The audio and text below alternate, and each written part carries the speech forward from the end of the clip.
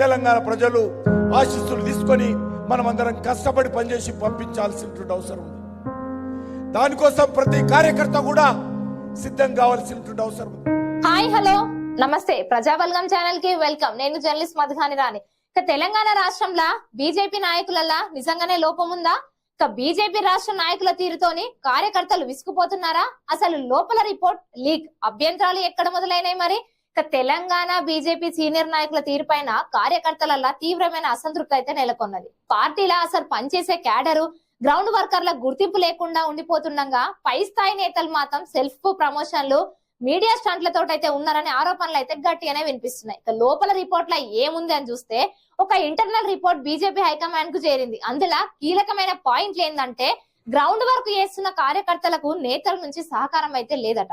చాలా నియోజకవర్గాలలో బూత్ కమిటీల పేరిట పేర్లు ఉన్నా కూడా గ్రౌండ్ లా నలుగురు కూడా పనిచేయట్లేదని కార్యకర్తలు అయితే ఫిర్యాదు కూడా చేస్తున్నారట.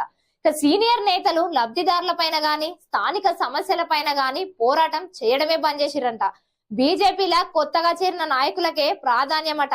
అసలైన క్యాడర్ ను మొత్తానికే పక్కన పెట్టడము, రాష్ట్రం అంతా పర్యటించే నాయకులు లేకపోవడం తోటి స్థానికంగా పనిచేసే వాళ్ళని కూడా కనీసంగా కూడా గుర్తించలేకపోవడం అట. ఇక కార్యకర్తల మనోభావంలా మేమున్నా లేకపోయినా పార్టీకే తేడా లేదనిపిస్తోంది. కొంతమంది బీజేపీ జిల్లా అధ్యక్షులు, మండల నాయకులు హైకమాండ్ కు రాసిన లేఖల అసంతృప్తిని కూడా వివరించారు. ఇక చివరికి మేము మా ఖర్చులతోనే పార్టీ కోసం పనిచేస్తున్నాం గానీ గుర్తింపు మాత్రం అసలే లేదు.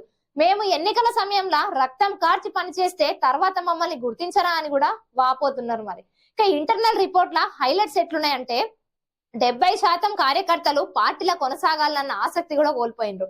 అంతేకాకుండా 40% మంది కార్యకర్తలు ఇక పైన పార్టీ కార్యకలాపాలలో కూడా పాల్గొనమని చెప్పినట్టుగా కూడా లీక్ అయినట్టు సమాచారం. ఇక తెలంగాణ బీజేపీలల్లా నాయకుల పార్టీగా మారుతోందా అన్న అభిప్రాయం అయితే మస్తుగానే ఉన్నట్టు నేషనల్ లెవెల్ కూడా రిపోర్ట్ అయితే చేసిందట. ఇక మూడ్ ఆఫ్ ది గ్రౌండ్ ఎట్లుందంటే బీజేపీ నేతలు టిఆర్ఎస్, కాంగ్రెస్ పైన విమర్శలు చేయనికే పరిమితం అయిపోయి ఉన్నారు. ఇక గ్రౌండ్ లో మాత్రం కార్యకర్తలు మౌనంగానే పార్టీని అయితే వీడుతున్నారు.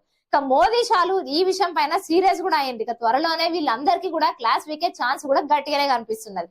తెలంగాణ బీజేపీలో నెలకొన్న అసంతృప్తిని హైకమాండ్ సీరియస్ గానే తీసుకున్నది. ఇక రాష్ట్ర నాయకుల తీర్పైన వచ్చిన రిపోర్టును స్వయంగా ప్రధాని మోదీ, అమిత్ షా రివ్యూ చేస్తున్నట్టు కూడా సమాచారం అయితే ఉన్నది. ఇక ఇన్సైడ్ లీక్ ప్రకారంగా మోదీకి బీజేపీ కార్యదర్శకుల ద్వారా అందిన రిపోర్టుల తెలంగాణ రాష్ట్ర నాయకత్వం గ్రౌండ్ లెవెల్ క్యాడర్ తో టచ్ లో లేరనే ఫైండింగ్స్ కూడా స్పష్టంగానే ఉన్నాయని తెలుస్తున్నది.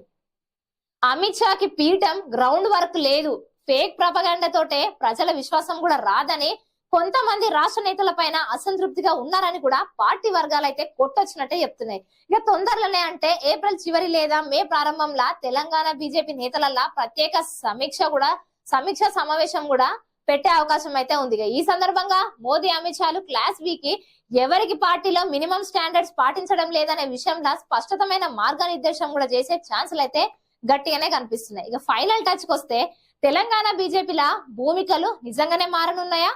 కార్యకర్తల మనోభావాన్ని పట్టించుకొని నేతలకు ఢిల్లీ క్లాస్ పీకబోతుందా? ఇక ఈసారి యాక్షన్ ఉండేలాగా గట్టిగానే కనిపిస్తున్నది.